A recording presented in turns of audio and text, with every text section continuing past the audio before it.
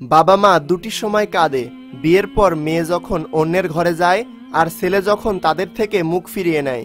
হঠাৎ বড়লোক থেকে সাবধান, টাকার গরমে এরা ভুলেই যায় এদের আগের অবস্থান। খোকা, তুই কেমন আছিস? কেমন আছিস বল। আমার জ্বরটা সেরেছে রে, শরীরটা দুর্বল। আমার জন্য ভাবিস না রে, আমি ভালোই আছি। তোর বাবাটাও চলে গেছে, আমি গেলেই বাসি। কতদিন তোর সঙ্গে ফোনে হয়নি কোনো কথা, তাই তো তোকে ফোনে পেলে ঠিক থাকে না মাথা। আমায় কবে নিয়ে যাবি, আমার লাগে বড্ড একা। হ্যালো, ফোনটা কেটে গেল নাকি কেটে দিলি খোকা? আসুন, পৃথিবীর সকল বাবা মার জন্য জানাই মন থেকে শ্রদ্ধা, সম্মান ও ভালোবাসা। কোনটা ঠিক আর কোনটা ভুল তা হয়তো জানি না, কিন্তু এটা অবশ্যই জানি, মানুষের মতো দেখতে হলে সবাই কিন্তু মানুষ না। পৃথিবীতে বেঈমানদের টেস্ট করার জন্য যদি কোনো উপায় থাকতো, তাহলে কিন্তু কাছের মানুষগুলো সবার আগে শনাক্ত হতো। সবচেয়ে খুশির সংবাদ হলো, রবের রাগের চেয়ে দয়ার পরিমাণ বেশি।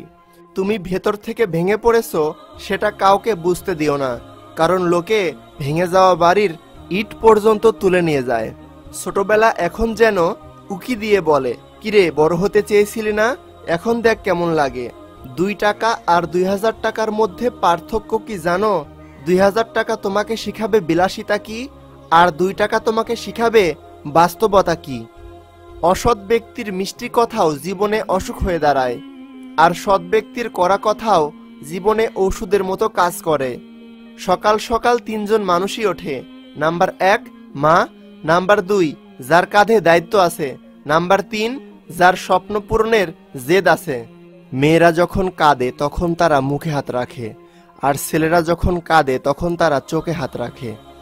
এর কারণ বোধহয় এটাই যে মেয়েদের বেশি অপরাধ করে তাদের মুখ, অর্থাৎ তাদের কথা, আর ছেলেদের নজর। সুন্দর শরীর ও মিষ্টি কথা শুনে বোঝা যায় না যে কার ভিতরে কি আছে, কারণ ময়ূরকেই দেখো না কেন, কে বলবে যে সে সাপ খায়?